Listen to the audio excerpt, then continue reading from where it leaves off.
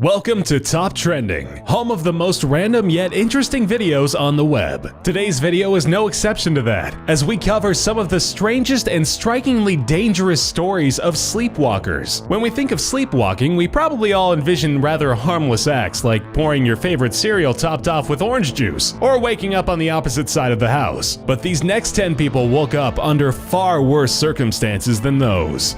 In 1987, Canadian local Kenneth Parks faced trial for the murder of his mother-in-law and attempted murder of his father-in-law. He turned himself into the authorities after bludgeoning his mother-in-law with a tire iron and attempted to strangle his father-in-law. Astoundingly though, in 1989, all charges were dropped and he was acquitted, leaving the courtroom a free man, with his wife's testimony stating that he lacked motive for the murder. The defense also argued that he was fast asleep and couldn't be held responsible for his actions, as he had reportedly suffered from the medical condition known as somnambulism, commonly referred to as sleepwalking.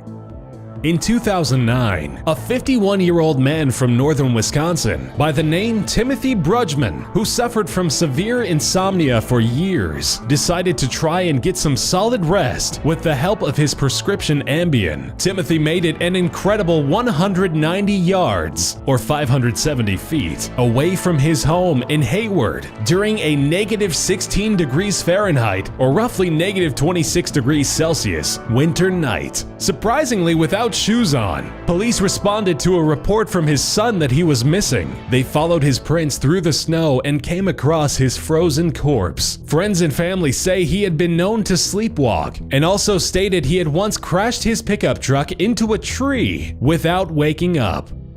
James Currens, a 77-year-old man and a habitual sleepwalker, awoke one day to find himself in several feet of water with his legs stuck in mud and surrounded by alligators. James used his cane to poke and prod the beasts at bay until his screams could be heard by his neighbor, who immediately dialed the local police. Using high-output lights to scare off the nocturnal reptiles, the authorities were able to rescue the man, while only suffering minor scrapes to his legs and arms.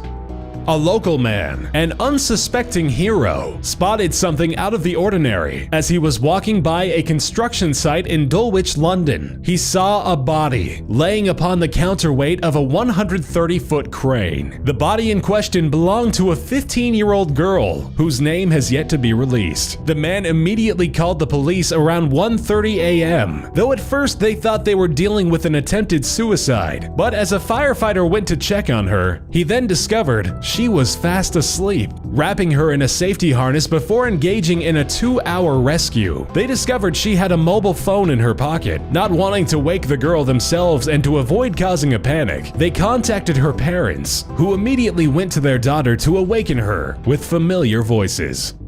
Though sex with strangers isn't very unheard of, or even very uncommon nowadays, for it to happen with consent while you slept with no actual memory of it is. In 2004, a woman in Australia who has chosen for obvious reasons to go unnamed was treated for a rare case of somnambulism, in which she would go out, meet strangers, and have sex with them. Evidence, such as used condoms, began emerging across the household of the middle-aged woman and her partner, which alerted the couple to the problem. One night, as her partner woke and found her missing, he started a search that would result in her being caught in the throes of her nocturnal sexual acts. Shortly after, she went and received medical treatment for her condition.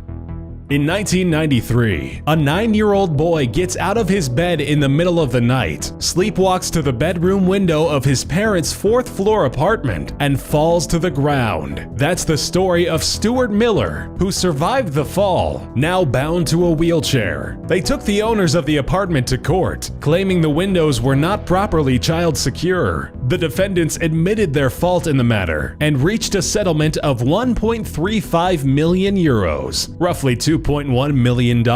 By today's standard, that's nearly 3.2 million euros, or approximately $3.5 million.